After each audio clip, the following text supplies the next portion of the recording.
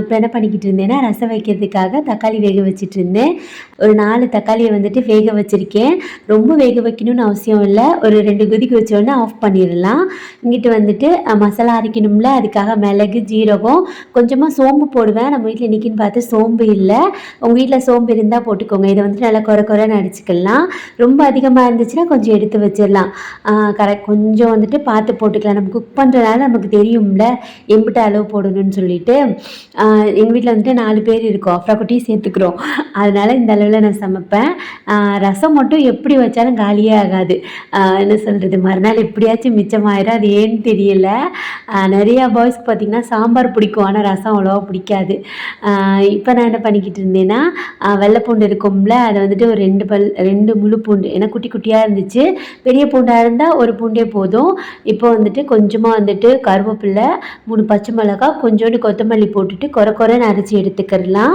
அவ்வளோதான். இப்போ தக்காளி வந்துட்டு இந்த அளவுக்கு வெந்தால் போகும். தோல் உரிக்கிறோம்ல, அந்த அளவுக்கு வெந்தால் போதும். ஒரு லெமன் சைஸ் அளவுக்கு புளி எடுத்து ஊற வச்சுக்கலாம். நான் புளி வந்துட்டு கொஞ்சம் கம்மியாக தான் போடுவேன். ஏன்னா தக்காளியோட என்ன சொல்கிறது, குவான்டிட்டியை அதிகப்படுத்திட்டு புளியோட குவான்டிட்டியை கொஞ்சம் கம்மி பண்ணிக்கிடுவேன். அப்போனா ரசம் கொஞ்சம் டேஸ்ட்டாக இருக்கும். இது பார்த்திங்கன்னா என்னோடய ஸ்டைலில் நான் வைக்கிறது. நிறைய பேர் வந்துட்டு என்னோடய ரசம் ரெசிபி, இந்த பெப்பர் சிக்கன் ரெசிபியெல்லாம் கேட்குறனால அவங்களுக்காக அப்லோட் பண்ணுறேன். பிடிச்சா கண்டிப்பாக ட்ரை பண்ணி பாருங்கள். டேஸ்ட் நல்லா தான் இருக்கும். இங்கிட்டு பார்த்திங்கன்னா புளியும் கரைச்சி ஊற்றி அதை ரெடி பண்ணியாச்சு. தக்காளியும் அரைச்சி அப்படியே ஊற்றியாச்சு. இப்போ வந்துட்டு அதே பாத்திரத்தில் வந்துட்டு லைட்டாக வாஷ் பண்ணிவிட்டு கொஞ்சமாக எண்ணெய் ஊற்றிக்கிறலாம். இப்போ நம்ம அரைச்சி வச்சுருக்கோம்ல, பூண்டு, மிளகு எல்லாம் அரைச்சி வச்சுருக்கோம்ல, அதெல்லாம் அதில் ஆட் பண்ணிக்கலாம். அதோட 3 வரமிளகாவும் நான் ஆட் பண்ணியிருக்கேன். வரமிளகா வந்துட்டு நம்ம வறுத்துட்டு அந்த நம்ம புளிக்கரைசல் வச்சுருக்கோம்ல, அதில் அப்படியே பிசைஞ்சு விடலாம். ஆனால் ரொம்ப காரமாக இருந்தால் அப்புறம் குட்டியெல்லாம் சாப்பிட மாட்டாங்க, அம்மாவும் சாப்பிட மாட்டாங்க. அதனால் நான் முழுசாகவே போட்டுட்டேன்.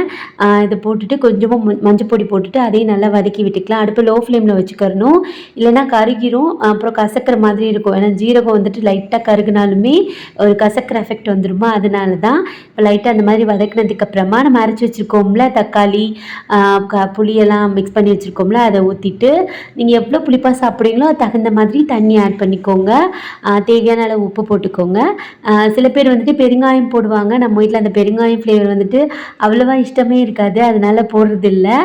வேணும்னா போட்டுக்கிறலாம். இந்த ஸ்டேஜில் பெருங்காயம் போட்டுட்டு கடைசியில் கொத்தமல்லி தழை தூவி இறக்கணும்னு வைங்களேன், ரசம் சூப்பராக ரெடி ஆயிரும். கொதிக்க விட மாட்டேன். சில பேர் ஆனால் கொதிக்க விடுறாங்க. நம்ம வீட்டில் பார்த்திங்கன்னா கொதிக்க விட மாட்டோம். நல்லா நுரக்கட்டி வரும்ல, அப்போ வந்துட்டு அடுப்பை ஆஃப் பண்ணிடுறது. அவ்வளோதான். இந்த மாதிரி ஒரு தடவை ட்ரை பண்ணி பாருங்கள். உங்களுக்கு ரசம் எப்படி வந்துச்சுன்னு சொல்லுங்கள். ஆனால் தக்காளியோட குவாலிட்டி இருந்துருச்சு. தக்காளியோட அளவை கொஞ்சம் அதிகப்படுத்திக்கணும், புளியை வந்துட்டு கொஞ்சம் கம்மி பண்ணிக்கிறணும். அவ்வளோதான்.